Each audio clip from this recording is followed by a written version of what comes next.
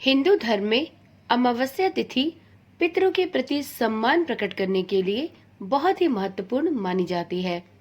मत्स्य पुराण के अनुसार अमावस्या तिथि का नाम अमावसु पितर के नाम पर रखा गया है। ओम नमः शिवाय। जय श्री कृष्णा।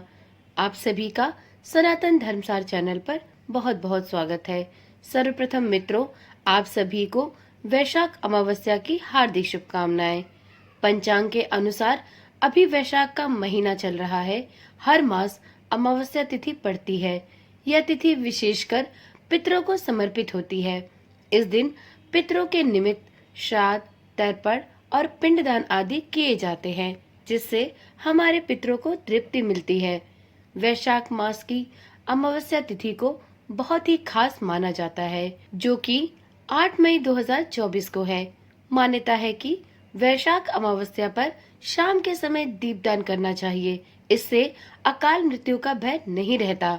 अमावस्या के दिन स्नान दान, व्रत और पूजा पाठ का महत्व है, लेकिन पितरों के लिए यह तिथि विशेष रूप से महत्वपूर्ण होती है।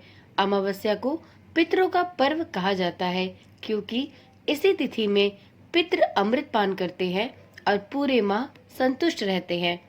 ऐसी भी मान्यता है कि अमावस्या तिथि पर सूर्यास्त के बाद वायु के रूप में पितृ घर के चौखट पर रहते हैं, क्योंकि पितृ अपने परिजनों से श्राद्ध एवं तर्पण की इच्छा रखते हैं। इसलिए अमावस्या के दिन पितरों के निमित्त श्राद्ध, तर्पण या पितृ पूजन अवश्य करना चाहिए।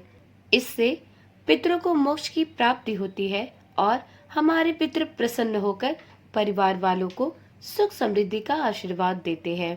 विष्णु, मत्स्य और गरुड़ पुराण के अनुसार हर महीने के कृष्ण पक्ष की द्वितीय तिथि से चतुर्दशी तिथि तक देवतागण चंद्रमा से अमृत पान करते हैं और फिर चंद्रमा का प्रवेश सूर्यमंडल में होता है। सूर्य की अमा नामक किरण को ही अमावस्या तिथि कहा जाता है। वहीं मत्स्य पुराण के 14वें अध्याय के अनुसार पितरों की एक मानस कन्या ने कठिन तपस्या की थी। उसकी तपस्या से प्रसन्न होकर वरदान देने के लिए सभी पितृगण उपस्थित हुए।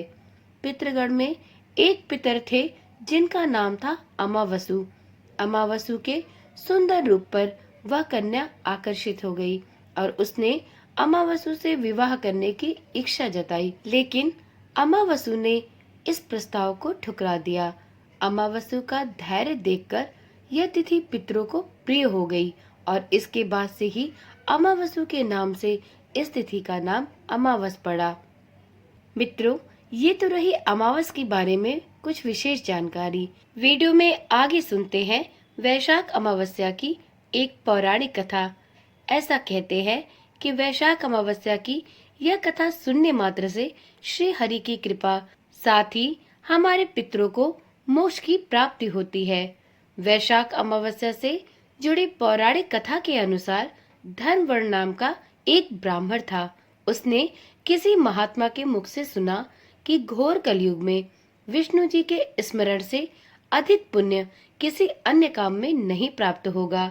जैसा पुण्य यज्ञ से मिलता है, उससे कहीं ज्यादा पुण्य केवल श्री हरि के सुमिरन मात्र से मिल जाएगा।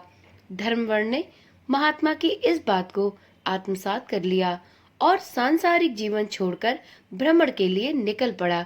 भ्रमण करते हुए वो एक दिन पितृलोक में पहुंच गया। धर्मवर्ण ने देखा कि पितृलोक में उसके पितृ बहुत कष्ट में हैं। पितरों ने बताया कि उनकी यह स्थिति धर्मवर्ण के संन्यास के कारण हुई, क्योंकि अब उनके लिए पिंडदान करने वाला कोई नहीं है। पितरों ने धर्मवर्ण से कहा कि तुम गृहस्थ जीवन का प्रारंभ करो और संतान उत्पन्न करो, जिसके पिंडदान से हमें तृप्ति प्राप्त होगी। धर्मवर्ण ने पितृगण को यह वचन दिया कि वह ऐसा ही करेगा। इसके बाद धर्मवर्ण ने गृहस्थ जीवन की शुरुआत की और वैशाख अमावस्या पर संपूर्ण विधि विधान से अपने पितरों का पिंडदान करके उन्हें कष्टों से मुक्ति दिलाई। तो इस प्रकार से धार्मिक मान्यता के अनुसार वैशाख अमावस्या के दिन तर्पण और पिंडदान करने से पितरों को शांति मिलती है, साथ ही मृत्यु लोक में स्वर्ग के समान सुख मिलता है। वैशाख अमावस्या के व्रत के दौरान यदि अमावस्या कथा का पाठ न किया जाए तो पूजा और व्रत अधूरी मानी जाती है। इस दिन इस व्रत कथा का पाठ करने से पितृ दोष से छुटकारा मिलता है। आशा करती हूँ वैशाख अमावस्या की यह कथा आपको बहुत ही रुचिकर और ज्ञानवर्धक लगी होगी। इसी प्रकार की वीडियोस यदि आप देखना पसंद करते हैं तो इस चैनल के साथ जुड़े रहें।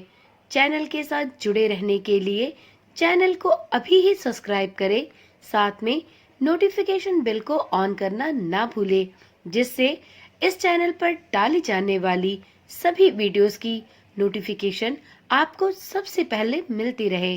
तो चलिए कल मिलते हैं एक नई वीडियो, एक नई जानकारी के साथ। तब तक के लिए ओम नमः शिवाय, जय श्री कृष्णा, राधे राधे।